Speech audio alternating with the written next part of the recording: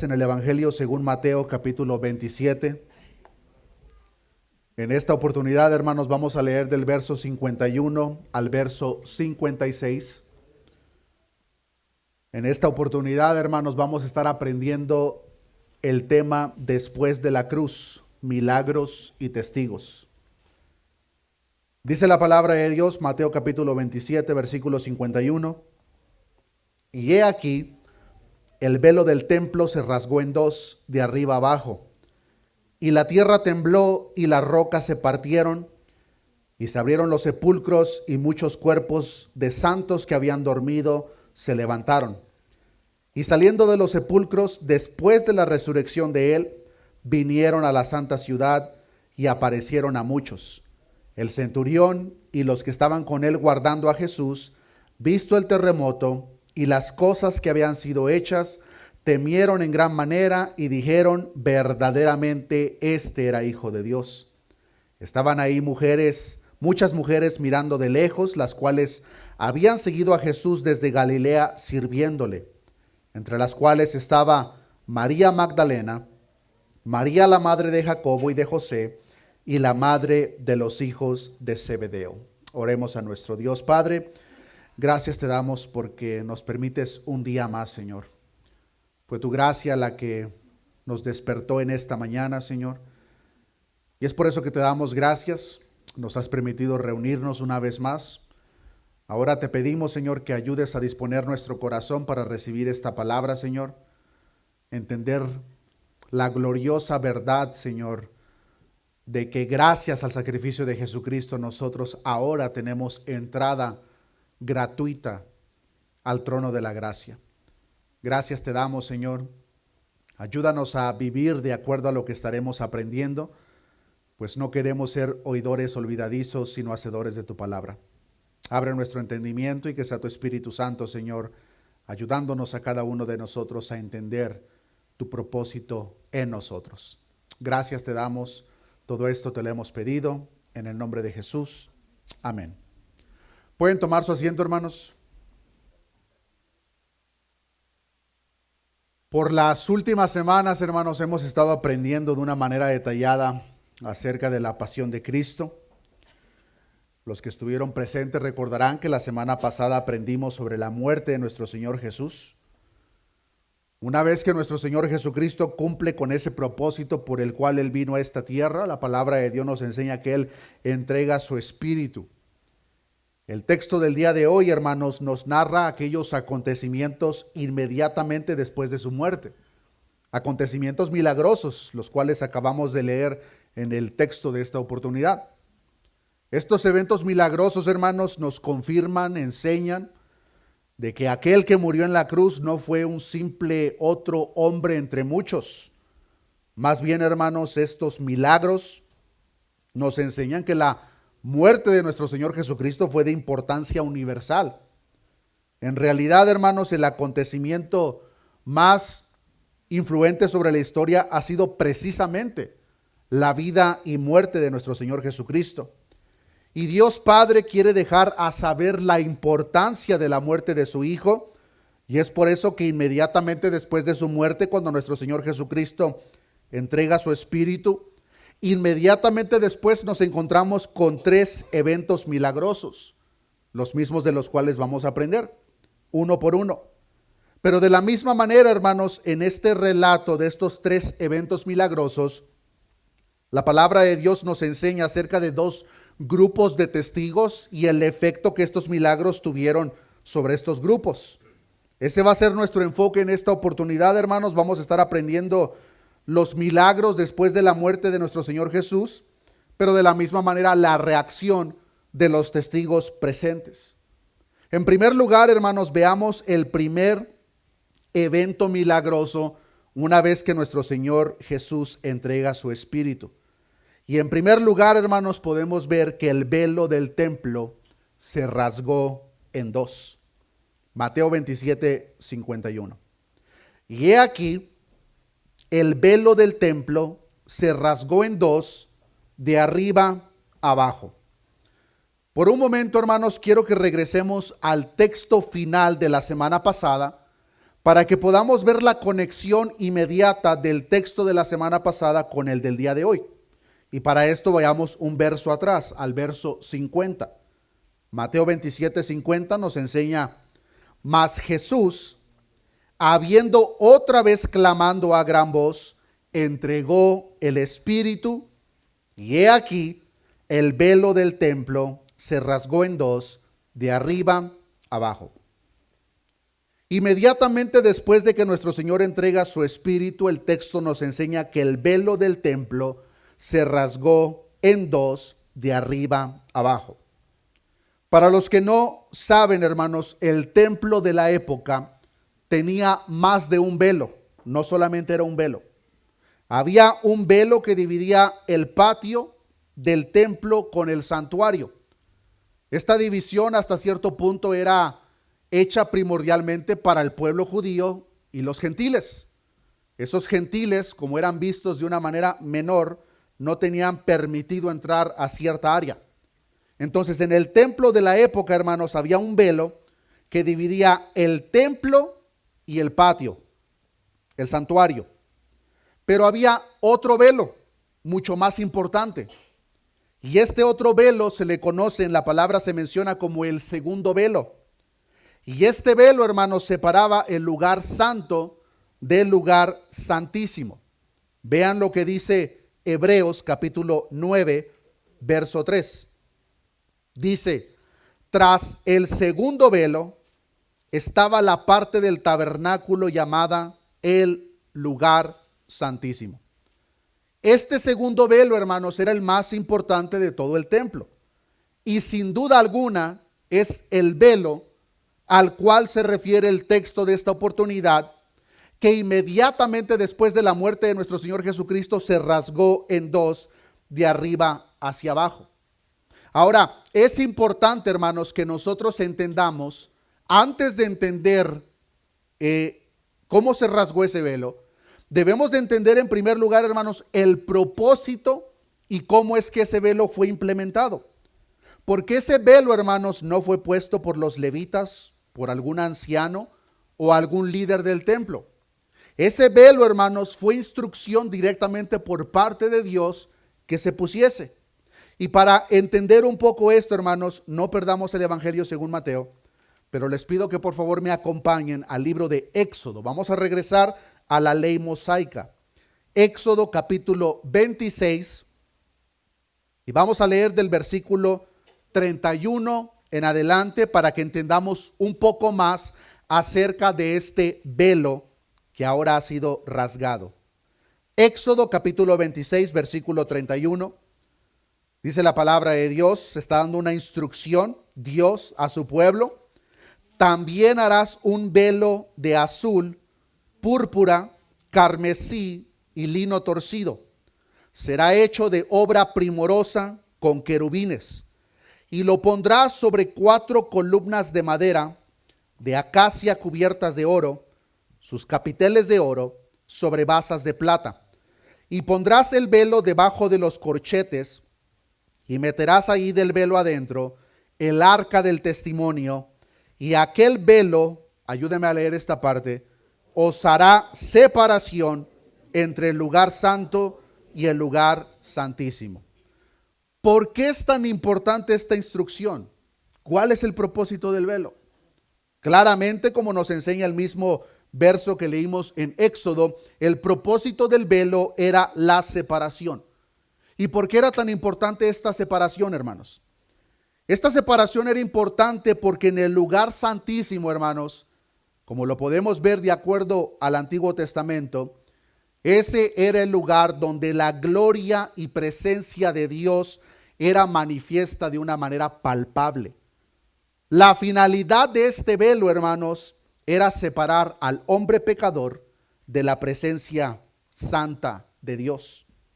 El velo era tan importante, hermanos, que si algún pecador sin purificación entraba al lugar santísimo, tal persona, hermanos, caía muerta al instante. Por eso era necesario que cuando el sumo sacerdote entraba a hacer holocausto una vez al año, Conocen ustedes, hermanos, que de qué manera debía de entrar el sumo sacerdote. Lo amarraban de su cintura y a la vez en su propia cintura le ponían unas campanitas para que cuando el sumo sacerdote pasase ese velo y entrase al lugar santísimo, el sumo sacerdote, mientras hacía el holocausto, debía de estar caminando para que las personas que estaban afuera, que no podían ver porque el velo lo dividía, estuviesen escuchando el sonido de las campanitas. Porque si dejaban de escuchar ese sonido, significaba que el sumo sacerdote había caído muerto. Nadie podía entrar a sacar el cuerpo, porque si ellos entraban, caían muertos. Es por eso que la cuerda en la cintura era necesaria, porque si el sumo sacerdote caía, entonces con la propia cuerda lo sacaban. Esto, hermanos, es muy importante, porque una vez más, dicho velo, hermanos, dividía al hombre pecador con la santa presencia de nuestro Dios. Pero interesantemente, en la instrucción sobre el velo que encontramos en Éxodo capítulo 26, verso 31, nos enseña que este velo será hecho de obra primorosa, y luego específicamente dice con querubines. Los querubines del velo, hermanos, aunque simbólicos, tenían el mismo propósito que aquellos querubines en el huerto del Edén. ¿Cuál era el propósito de esos querubines? Proteger. Génesis 3:24. Echó pues fuera al hombre, una vez que Adán y Eva pecan, son expulsados del huerto.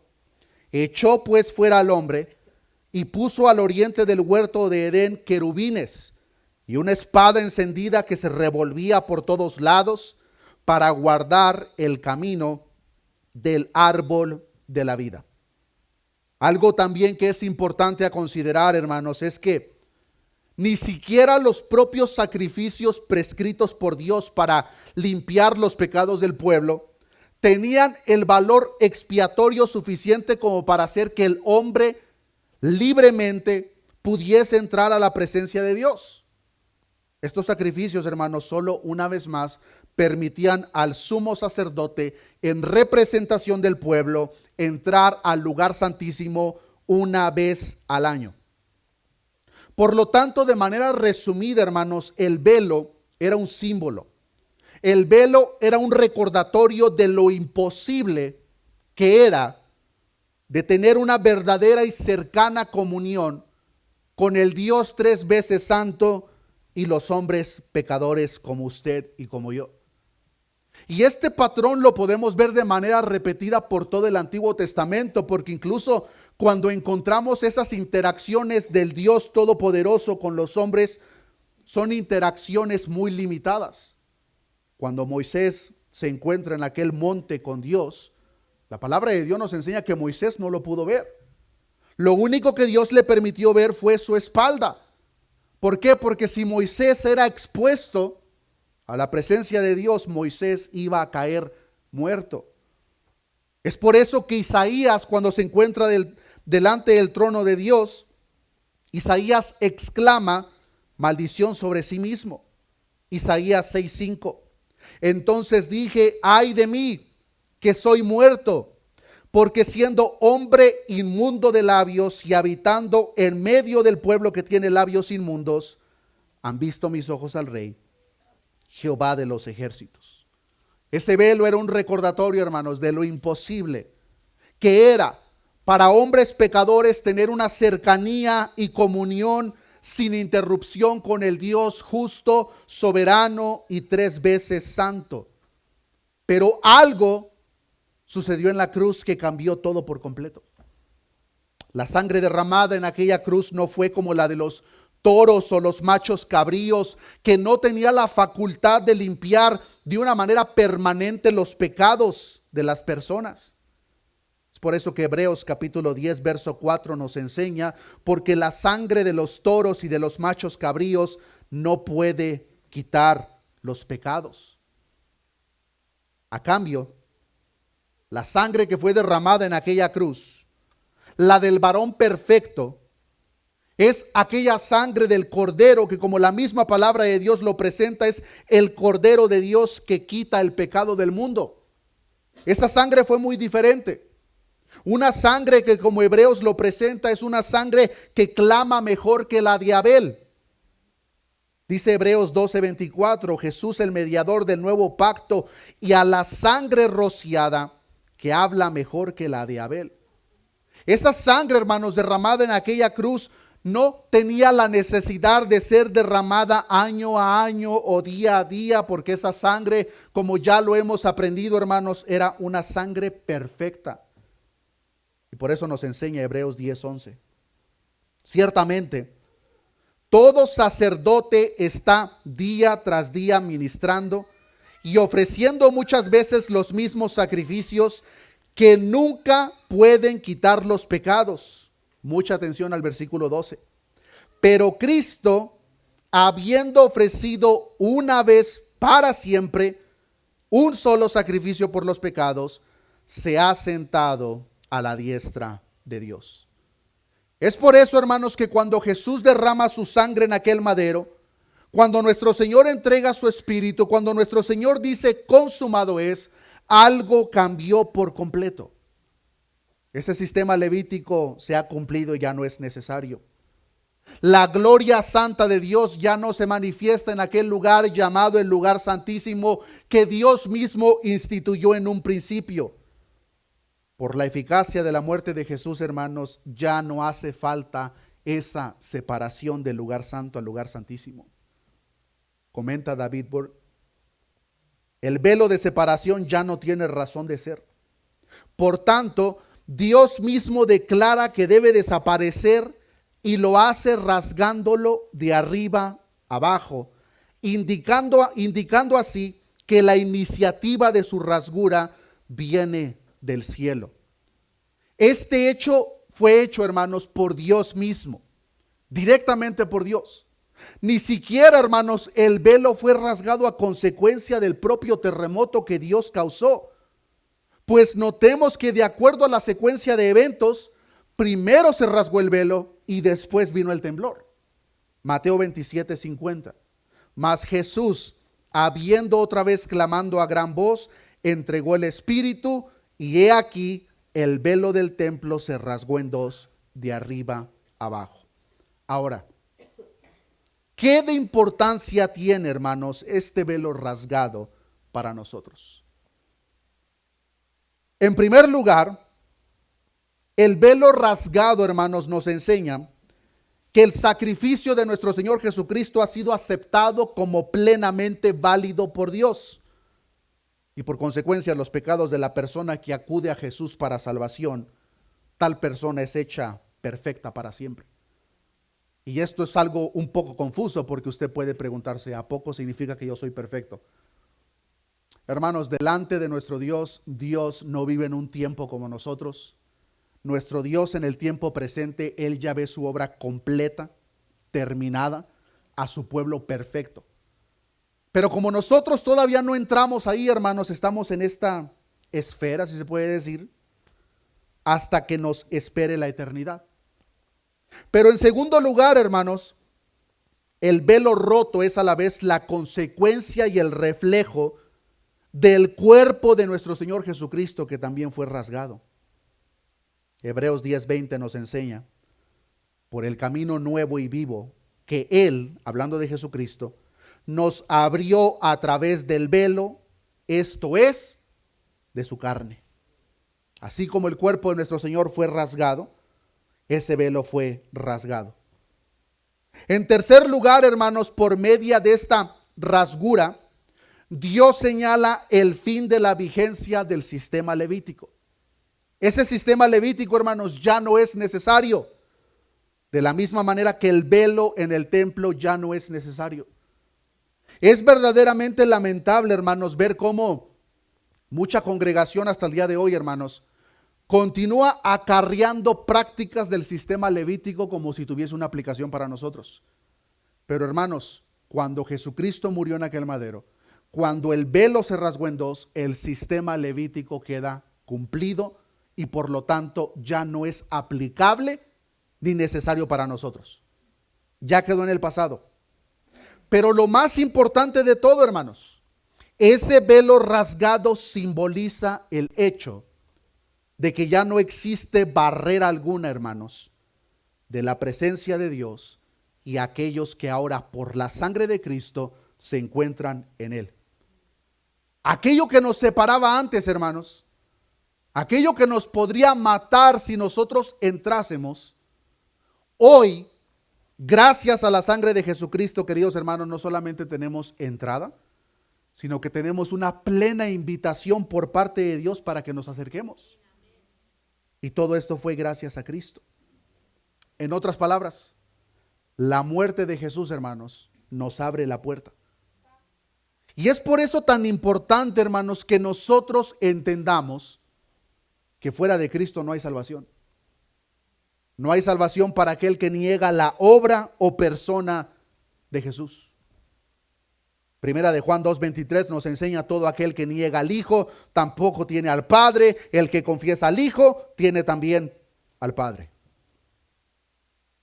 No solamente a través de Cristo no tenemos división, hermanos, sino que una vez más, por Cristo tenemos una plena invitación.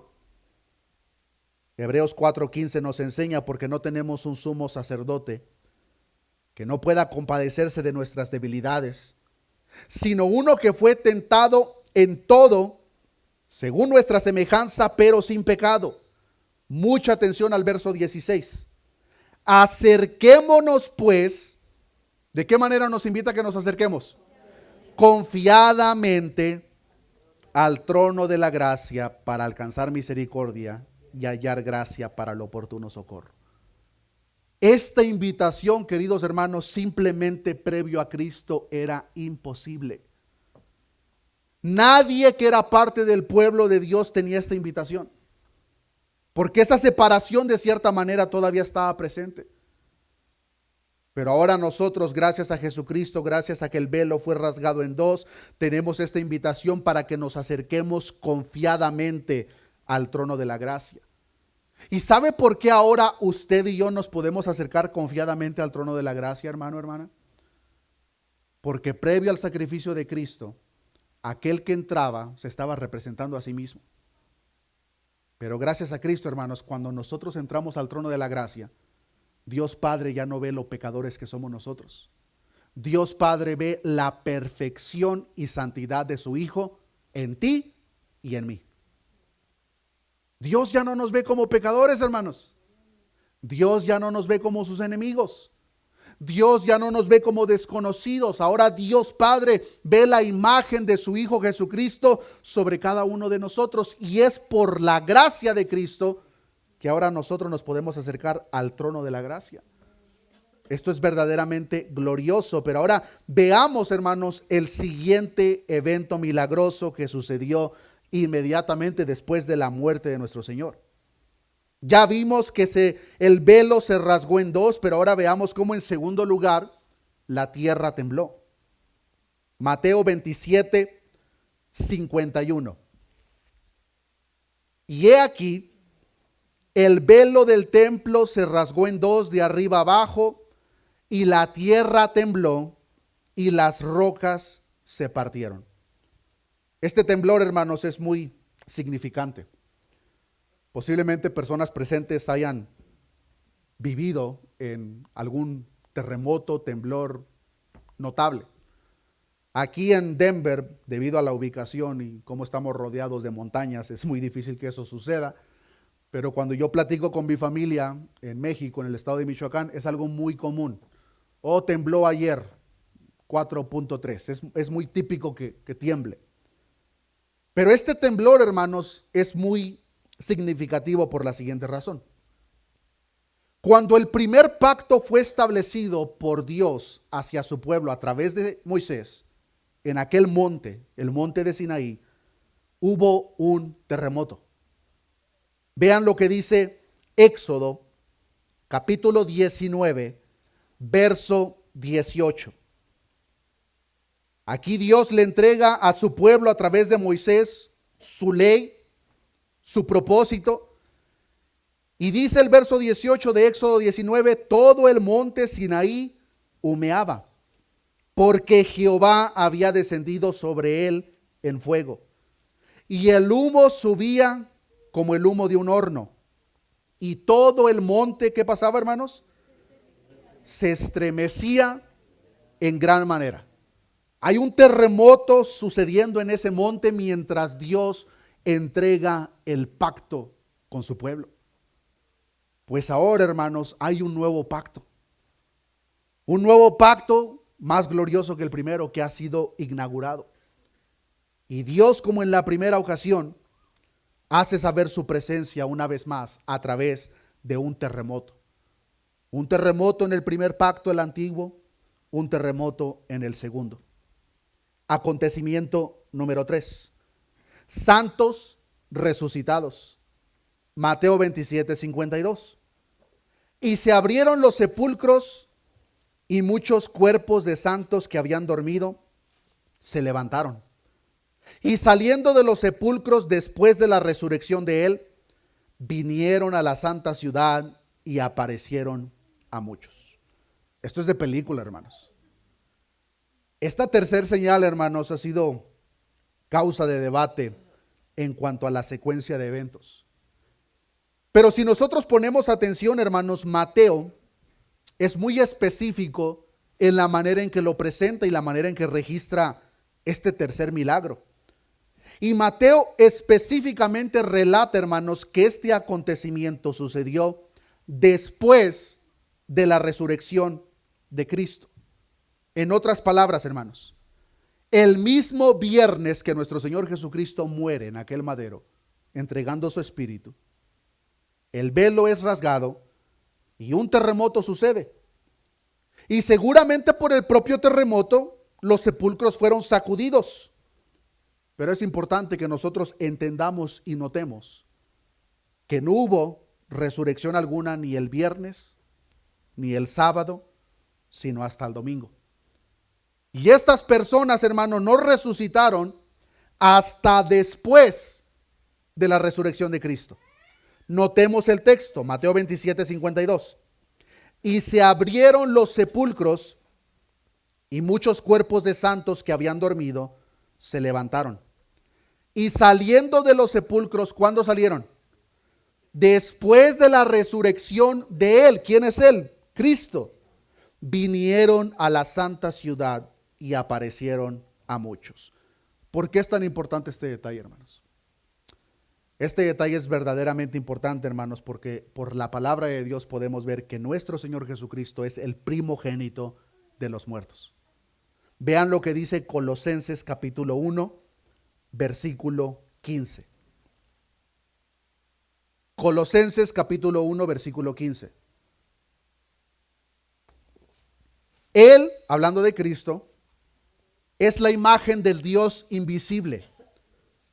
En otras palabras, el Dios, hermanos, que no tiene un cuerpo, ahora es hecho hombre y en Cristo encontramos la imagen del Dios invisible, el primogénito de toda la creación, porque en él fueron creadas todas las cosas, las que hay en los cielos y las que hay en la tierra, visibles e invisibles, sean tronos, sean dominios, principados, potestades. Todo fue creado por medio de él y para él, y él es antes de todas las cosas.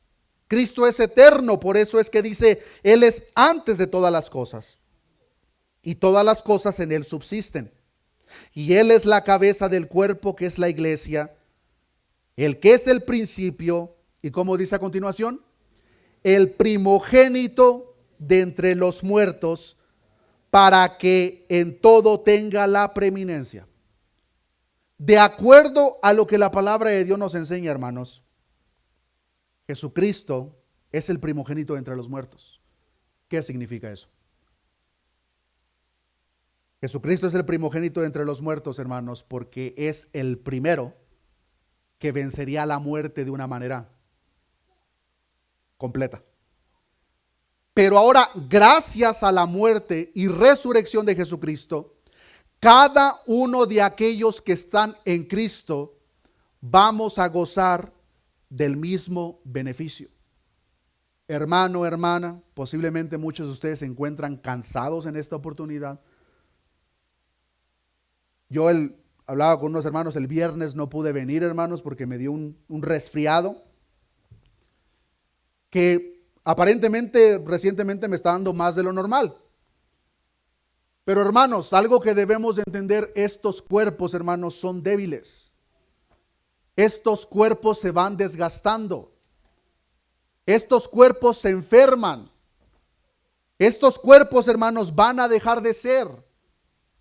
Pero una promesa gloriosa que cada uno de nosotros tenemos en Cristo, hermanos, es que cuando nosotros muramos, cuando nosotros partamos de esta tierra, hermanos, nos espera un despertar, pero en un cuerpo, hermanos, muy diferente al de nosotros, al que tenemos ahora. Posiblemente ahorita vienen hermanos con dolor en la rodilla. De hecho, un hermano también, ayer no voy a decir su nombre, pero dio un brinquito medio raro y se fracturó la rodilla. Y hablábamos, hermanos, este cuerpo es verdaderamente débil. Se fractura, se cansa, se desgasta.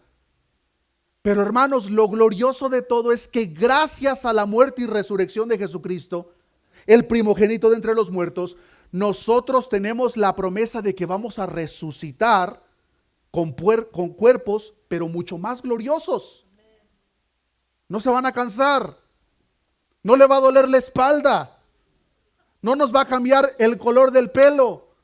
Hermanos, todas estas cosas son parte de este mundo caído. Por eso yo no entiendo, hermanos, esas personas que están tan aferradas a esta vida. Hermanos, por favor, entendamos. Desde antes de la fundación del mundo, Dios había determinado el día y la hora en que cada uno de los presentes vamos a partir a su presencia. Y como dijo el predicador Spurgeon, no hay médico que pueda delatar ese día y no hay malicia que la pueda adelantar. El día que Dios ha estipulado, hermanos, es el día que vamos a partir a su presencia.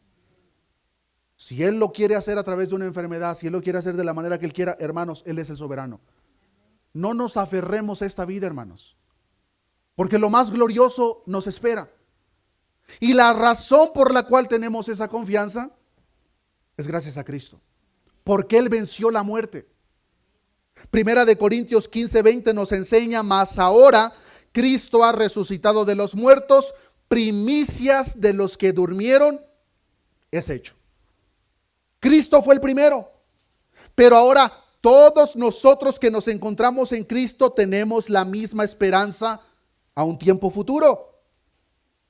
Primera de Tesalonicenses 4:16 nos enseña: porque el Señor mismo, con voz de mando, con voz de arcángel y con trompeta de Dios, descenderá del cielo, y los muertos en Cristo resucitarán primero. Hermanos, seamos pacientes. No nos desesperemos, hermanos. Dependamos de la gracia de Dios para vivir esta vida por los días que Él ha planeado para nosotros, dando honra y gloria a su nombre. Pero hermanos, nosotros estamos aquí de pasadita. No nos pongamos muy cómodos, hermanos. No sabemos si en medio de nosotros hay una persona que posiblemente para la próxima semana ya no va a estar aquí porque el Señor se la va a llevar a su presencia. La muerte es algo seguro para nosotros, hermanos, y para todo el mundo en realidad. Pero para aquellos que están en Cristo, vida eterna es lo que nos espera. Y en el día estipulado por Dios, los muertos en Cristo resucitarán primero.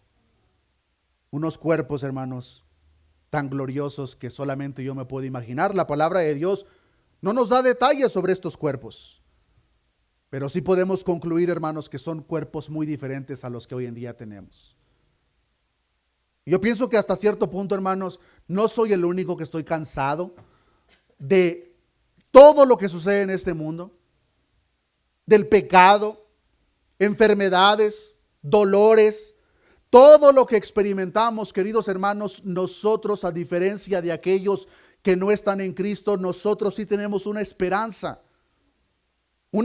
que nos sostiene, porque tenemos una meta en nuestra vista: el autor y consumador de nuestra fe, nuestro Señor Jesucristo. Que gracias a Él, hermanos, nosotros vamos a gozar de una eternidad juntamente con Él, con cuerpos glorificados. Ahora, ante este evento milagroso que nos relata Mateo capítulo 27, hermanos, surgen muchas preguntas. Por ejemplo, ¿quiénes eran estas personas que resucitaron? Algunos sugieren que eran los patriarcas, otros dicen que eran los profetas del Antiguo Testamento. ¿Quieren saber quién eran, hermanos? Yo también, pero no sé quién es. Una de las cosas que compartía con los hermanos que tomaban la clase de hermenéutica, la interpretación de la Biblia, no podemos cometer el grave error, hermanos, de ir más allá de lo que la Escritura nos enseña. ¿Quiénes eran estas personas? No sé, hermanos. Nadie sabe en realidad. Lo que sí sabemos, hermanos, es que la resurrección de estas personas, debido a la secuencia de eventos y cuándo sucedió, es que estas personas resucitadas fueron casos muy diferentes a los de Lázaro o la hija de Jairo. Usted recordará que en el ministerio terrenal de nuestro Señor Jesucristo, nuestro Señor Jesús resucitó a personas, como lo fue con la hija de Jairo y Lázaro. Pero tanto Lázaro como la hija de Jairo, hermanos, resucitaron en sus mismos cuerpos previos. Lo cual significa que tanto Lázaro como la hija de Jairo, aunque fue un milagro glorioso, hermanos, ellos volvieron a morir. Pero estas personas, hermanos, siendo que Jesús resucita en un cuerpo glorificado, porque ha vencido la muerte, todo nos apunta que estas personas que resucitan inmediatamente después, también resucitaron ya con cuerpos glorificados. Esa verdad por sí sola nos genera mucho más preguntas. ¿A quién visitaron? ¿Qué fue lo que dijeron? ¿Cuánto tiempo estuvieron en la ciudad? ¿Cómo fue su partida? No lo sabemos. No lo sabemos, hermanos. Lo que sí sabemos es que estas resurrecciones, aparte de ser un evento milagroso ante la muerte y resurrección de Cristo, son milagros que se consideran milagros proféticos. ¿En qué sentido? De que estos milagros, hermanos, son evidencias del poder vivificador de la cruz y un adelanto a escala diminuta de lo que está por venir cuando este mundo deje de ser. Es un adelanto de lo que nos espera, hermanos. Un adelanto de aquella esperanza que cada uno de nosotros guardamos en nuestro corazón. Cuando Jesucristo, como dice el libro de Apocalipsis, enjugará toda lágrima de nuestros ojos. Los dolores y todo aquello que nos agobia y preocupa, hermanos, será cosa del pasado, porque Cristo venció la muerte. Nosotros no tenemos ninguna parte de la muerte segunda. Habiendo visto estos acontecimientos milagrosos, hermanos, ahora quiero que por un momento nos enfoquemos en los grupos de testigos que vieron estos milagros. Mateo en su narración nos provee dos grupos de testigos de tales acontecimientos. El primero, compuesto del centurión y los soldados romanos. Vean lo que dice Mateo 27:54. El centurión y los que estaban con él guardando a Jesús, visto el terremoto y las cosas que habían sido hechas, temieron en gran manera y dijeron, ¿qué dijeron? Verdaderamente este era hijo de Dios. Hermano, yo solo me puedo imaginar cuál fue el pensamiento de estos soldados romanos que fueron partícipes de la crucifixión de Jesús. Estas personas, hermanos, sabían perfectamente, de acuerdo a sus propias leyes, que Jesús era un hombre inocente. Ellos sabían, hermanos, porque el mismo evangelio nos narra que estas personas estuvieron presentes cuando Pilato está interrogando a Jesús y le pregunta, ¿verdaderamente tú eres el Mesías? ¿Tú eres el rey? Ellos escucharon las palabras por parte de Jesús. Interesantemente, hermanos, ellos no creyeron en ese momento. Pero cuando vieron los milagros que acompañaron la muerte de nuestro Señor Jesucristo, al instante ellos creyeron. Pero la palabra que presenta aquí, hermanos, dice que ellos temieron en gran manera.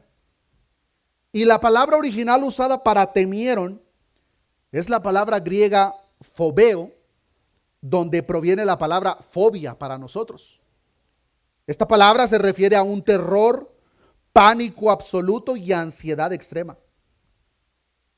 Ellos tienen, hermanos, tal sentimiento no solo por saber de una manera con certeza que han matado a un hombre inocente, sino porque se dan cuenta que a quien han matado es al Mesías prometido.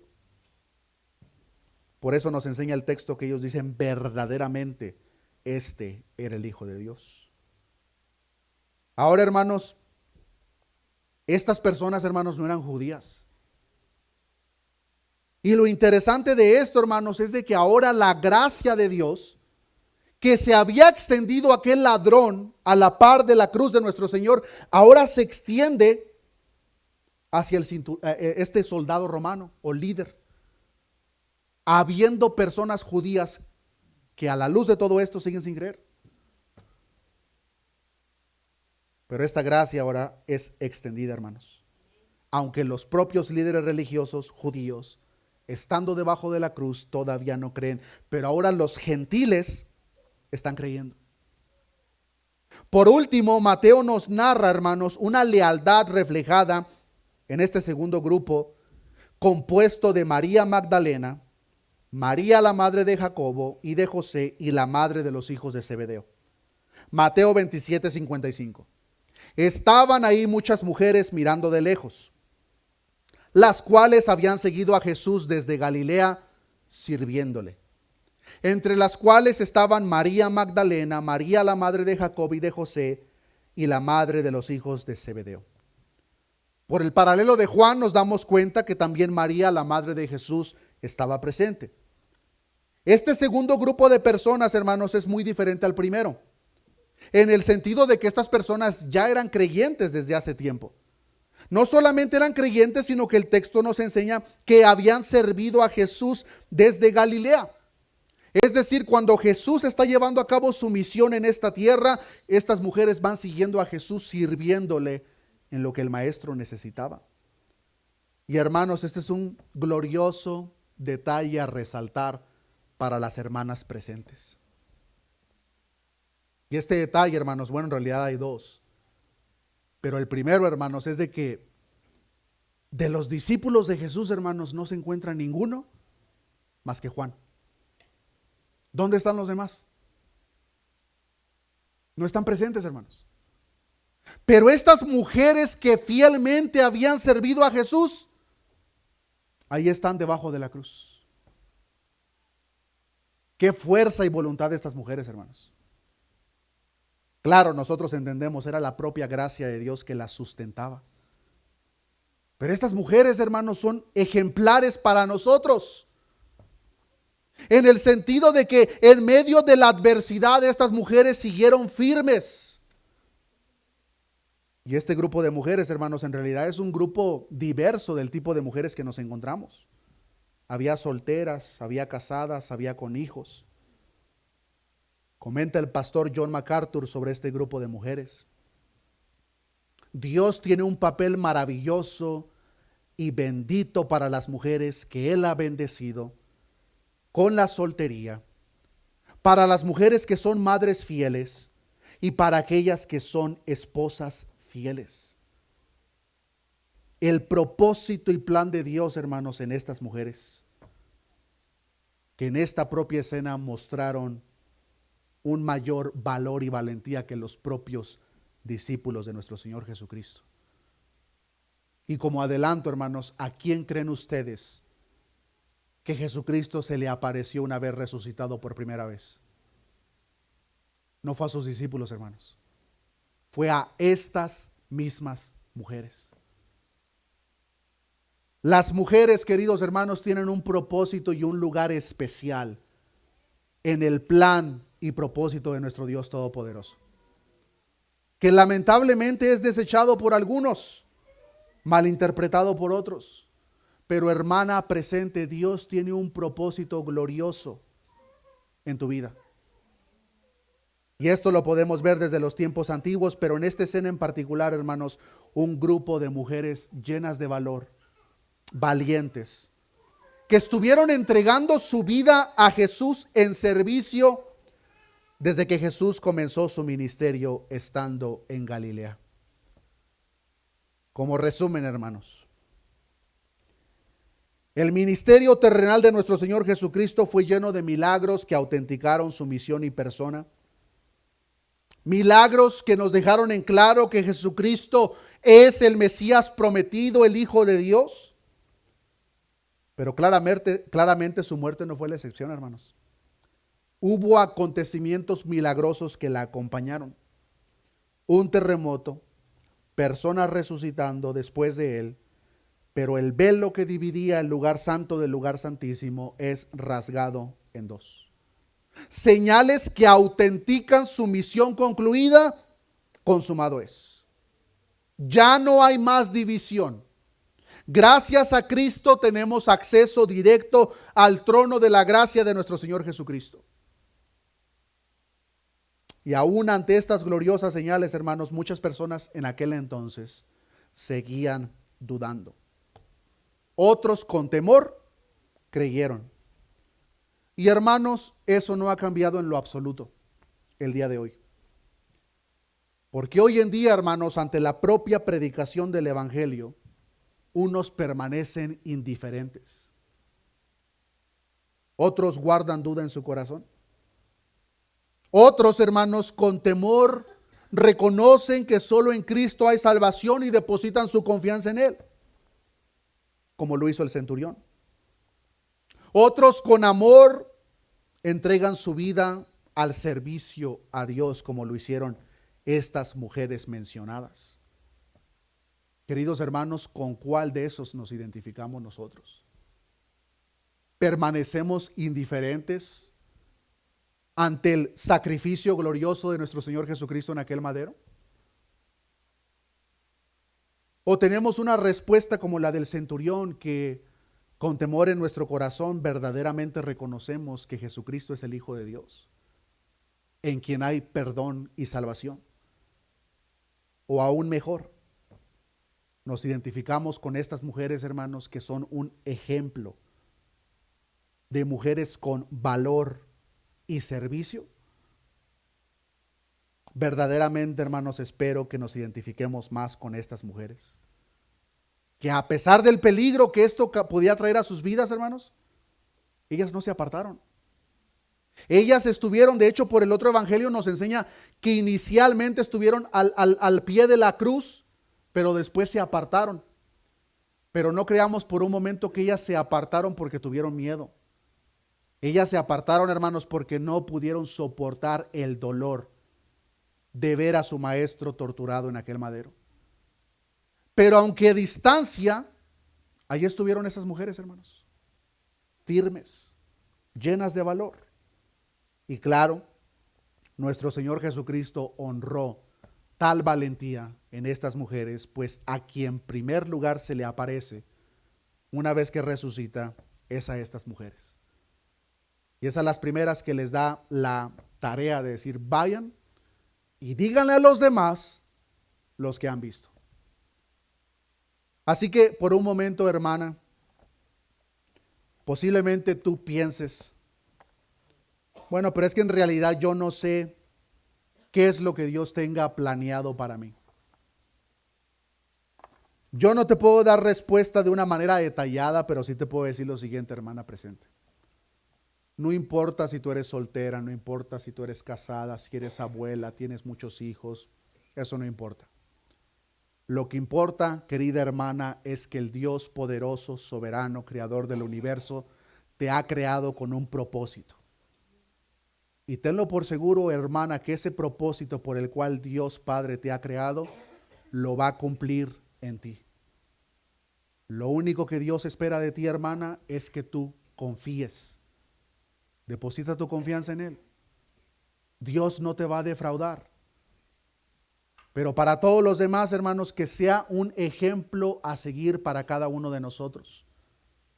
Que en medio de la adversidad, hermanos, cuando podemos pensar que los problemas son tan grandes que no podemos seguir adelante, veamos este ejemplo de estas hermanas, que en los momentos más difíciles de su vida allí estuvieron firmes y presentes, porque la gracia de Dios les sostenía. Pero lo más glorioso, queridos hermanos, y con esto concluyo, ya no hay separación, hermanos.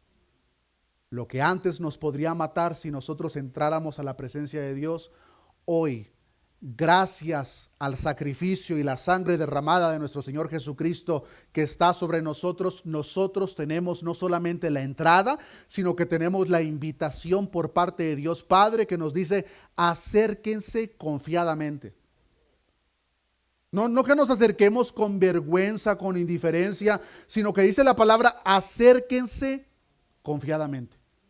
Como un hijo confía de su padre y se acerca para cualquier necesidad que tiene.